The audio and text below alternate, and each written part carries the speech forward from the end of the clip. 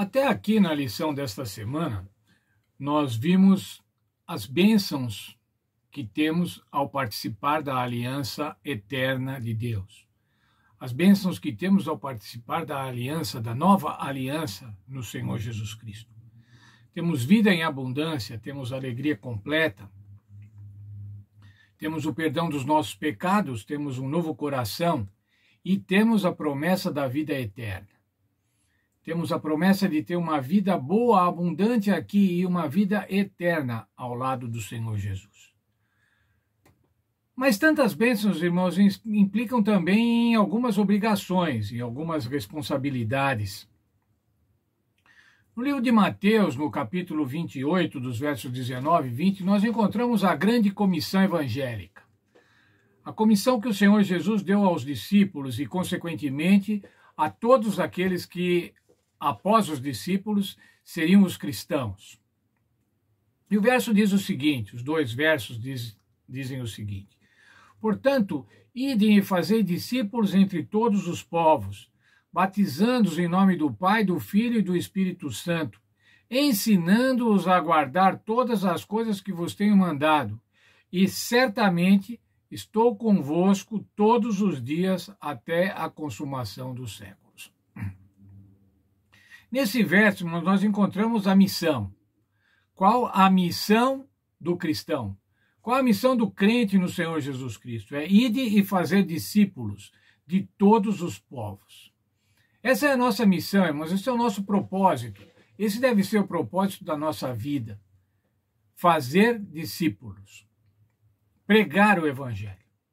E tem uma promessa. O Senhor diz que vai nos acompanhar. Vai nos acompanhar nessa missão. Eu estou convosco todos os dias até a consumação dos séculos.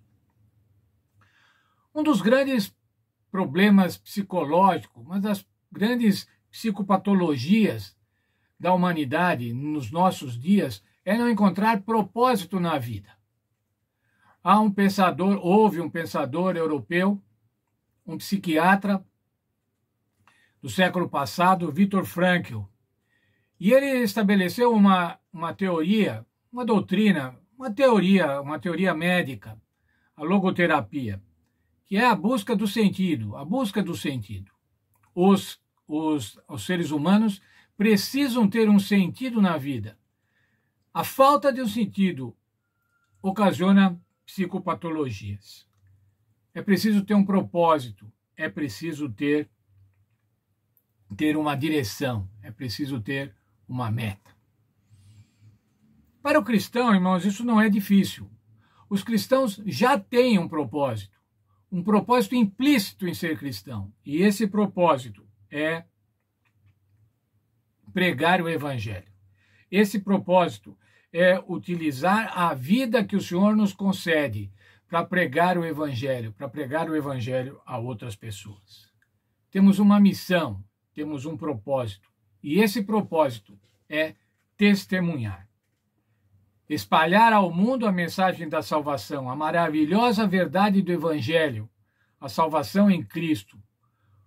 Os resultados desse propósito, irmãos, o resultado dessa missão, não são resultados para serem vistos aqui na terra somente, são resultados eternos.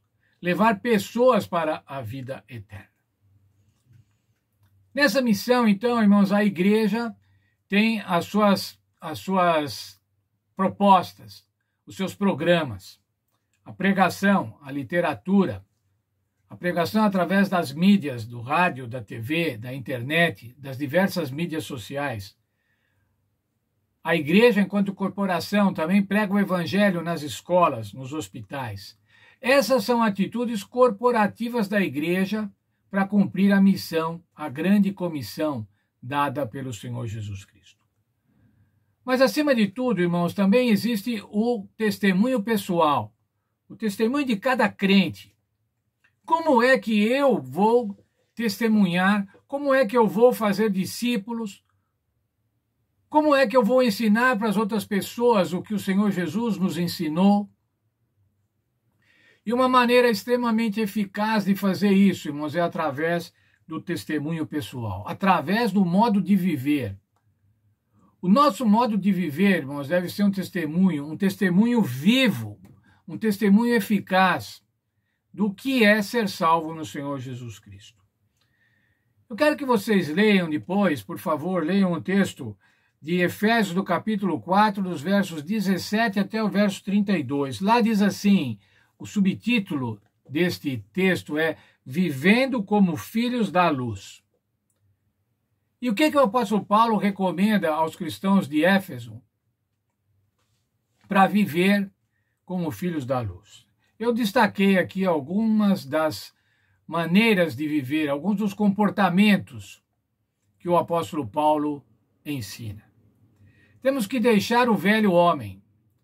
Qual que é o nosso velho homem, irmãos? O nosso velho homem é aquele preocupado com as coisas daqui da terra.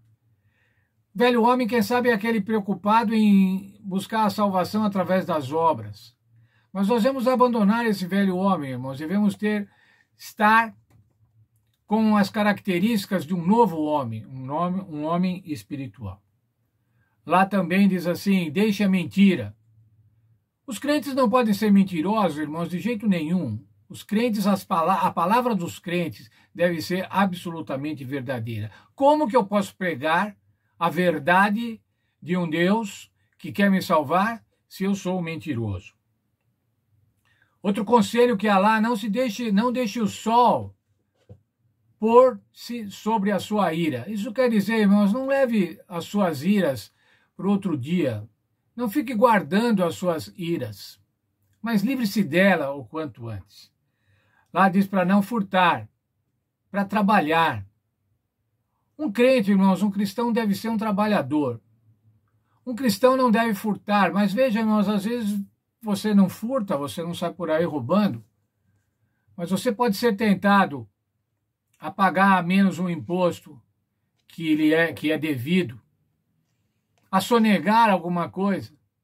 Um cristão não faz assim, irmãos. Um cristão não dá jeitinhos na hora de fazer a sua declaração do imposto de renda. Mas ainda diz assim, um cristão não deve ter palavras torpes. Sim, irmãos, o linguajar de um cristão deve ser diferente, deve ser santo. Não pode ser como o dos outros, deve ser separado. Deve ter boas palavras, palavras para a edificação. Olha, irmãos, eu não acho que uma fofoca serve para edificação.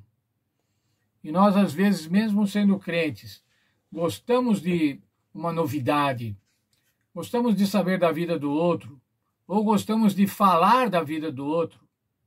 Não ter palavras torpes e ter palavras para a edificação. Não palavras que destruam, mas palavras que construam as pessoas. Lá também ele diz que devemos afastar toda a amargura, a ira, a cólera, as gritarias, as blasfêmias e as malícias. Esses temas, irmãos, não devem estar na vida de um cristão. Veja, amargura, ira, cólera, gritarias, blasfêmias e malícias. Nós devemos ser benignos, devemos ser compassivos e devemos ser perdoadores. Devemos perdoar as pessoas. Uma vez eu li, irmãos, falando sobre educação de filhos e falando da responsabilidade de um pai para evangelizar os filhos, para fazer com que os filhos conheçam a Deus.